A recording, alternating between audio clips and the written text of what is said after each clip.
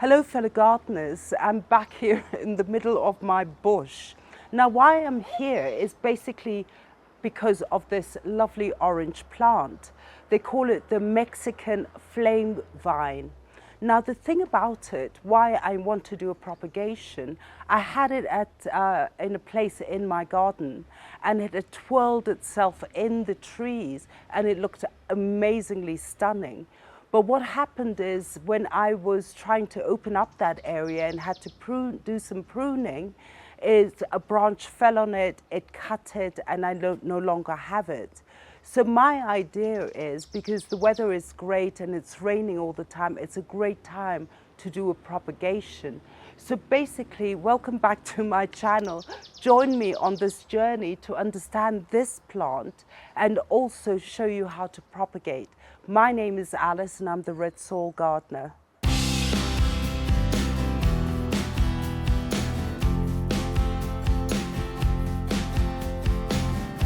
As I mentioned before, I just love this Mexican flame vine because I've had it, unfortunately lost it, but thank God I did have another one.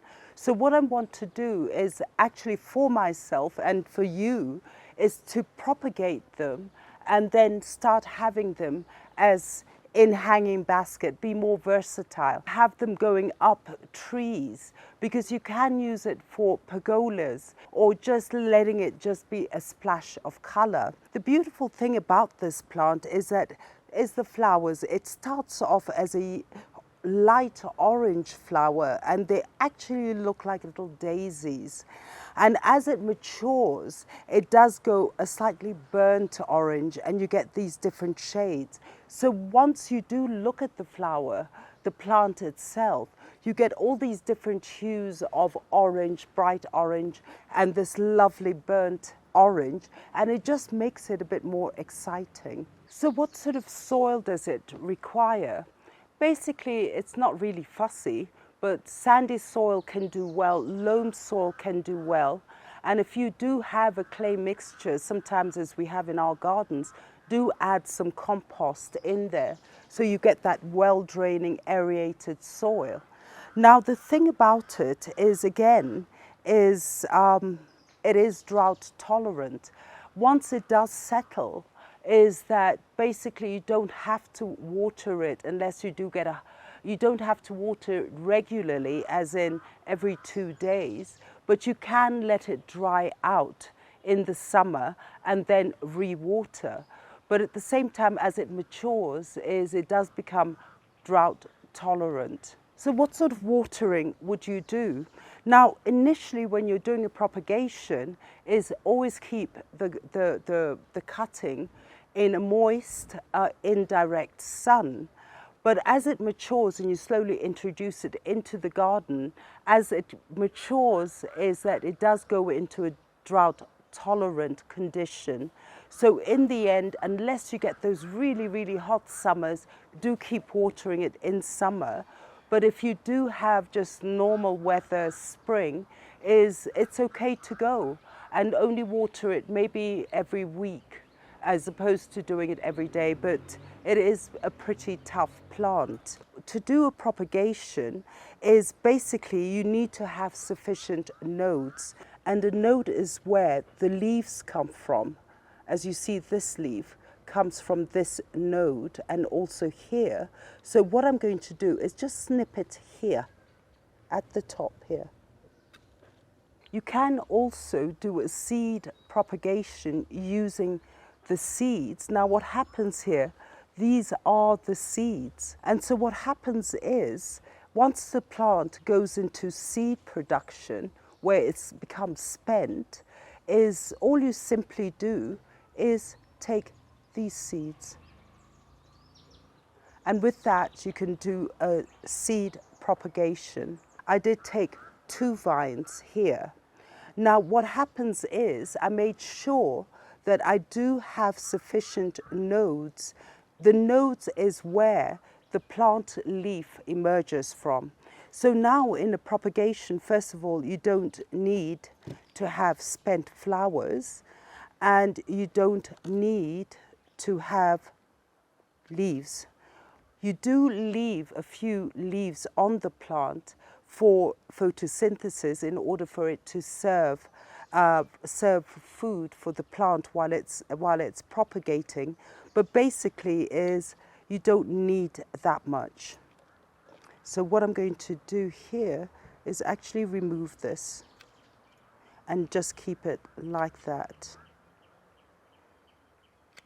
So what I have is one node here, one node there, another node here. I have my leaves there to feed the plant. So all I do is get my moist soil and just put it in and make sure that all the nodes are submerged, just like that. And again, here, as we mentioned, is remove the flowers, as we don't want energy to go into flower making instead of creating roots. And I'll remove this flower. And again, I will just chop it here there because the distance is quite large. So I want this node. So I'm just going to crop it here. Remove this leaf, remove that leaf. I might even, let me just snip it here. I might just leave it like that. So I have two nodes there, and all I do is stick that in moist soil and the propagation will start. Now what I did is, I did start a propagation because I was quite desperate, is I want my Mexican vine back. So what I did is that these two propagations I did start, they could be about a month old, and all I'll do is just tip it this way. And look at the amount of rooting I received. And that is a month old. Now again, at the same time, because I did choose quite a lot of vines, again, this is my rooting from, okay, this is a bit slow, but at least it still has rooting, and I will keep it back in the soil. And again, there's rooting there, and there's rooting here. And this is what we call a month of propagation. So what I'm going to do is actually put these back in here, and they have such great rooting. And I think over Christmas, I will start with my introducing it into a bigger pot, and gradually as it matures, I will eventually introduce it into my garden and have it in all its glory. It's all its beautiful flowers. So basically it is a very simple propagation. Now people do say you can use the seeds, but I've never tried it. But simply, as I mentioned, is once the flower does get spent, is the spent flowers does form seeds.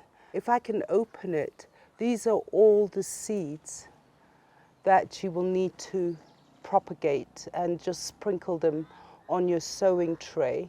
So fellow gardeners, now that I've completed my task, and I will have my Mexican flame vine scattered around, as you've seen, the propagation does work.